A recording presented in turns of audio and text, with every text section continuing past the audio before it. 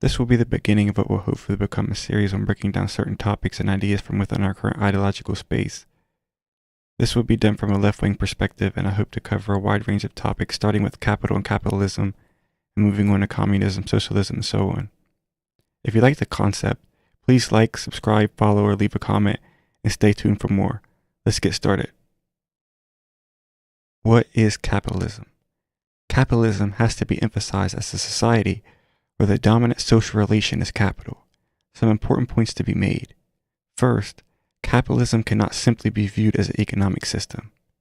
And second, it's an actually existing relation. Capitalist society is to me a better term when dealing with the subject broadly. The ramifications of capital are not just on economic relations. There are ramifications on general social and political order, and this is key to understanding capitalist society properly. However, this can be lost when using the term capitalism or the phrase capitalist mode of production and so on. These social and political ramifications include most importantly the state apparatus, one which differs from previous times due to a different power relation dominating society. And obviously, with the state comes the power to make, enforce, and maybe most importantly, interpret the laws. This leads us into a second point of capitalist society being one which is actually existing. Capital as a social relation exists within our current society and is the dominant one. The actions of individual capitalists are dictated to whatever extent by this social relation. This goes against the right-wing ideological sentiments that feel what we have is crony or a not free market.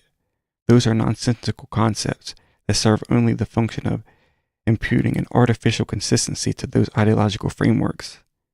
As a form basically of denial or disavow, one can simultaneously accept that something both functions and doesn't function by this unattainable purity test.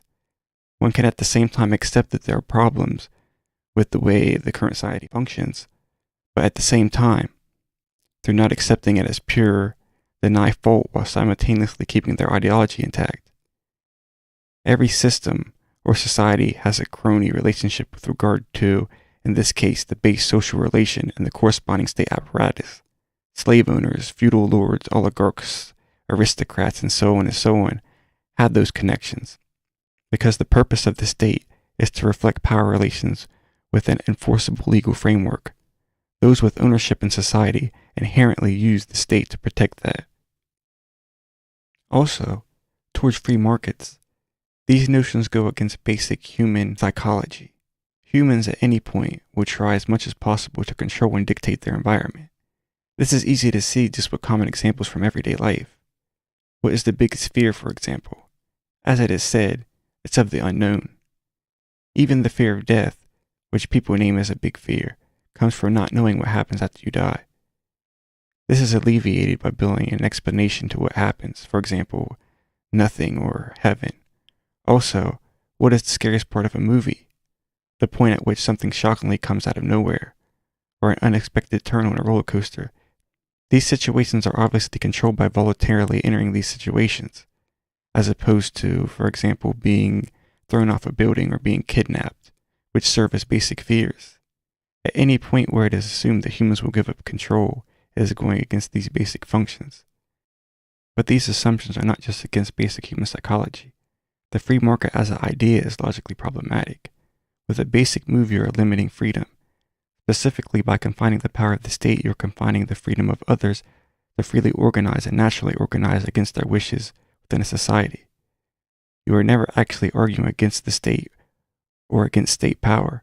You are arguing for specific policies. In the US, for example, these ideas are used against state intervention, specifically made by those with power to limit others from infringing on that power. That is, we say we are against powers of the state while utilizing it to its fullest extent. We just only use it towards our interest while deterring any countermeasures by others. Even the explanation of base human psychology explains why those right-wing ideologies would arise in the first place, and why certain concepts, regardless of any actuality, come to be. Without it, the completeness of their ideologies would cease, leaving only the vulnerability and anxiety of ignorance. But also it serves a double function of convincing others to follow what is in your power, and deterring natural and spontaneous acts of freedom against your power.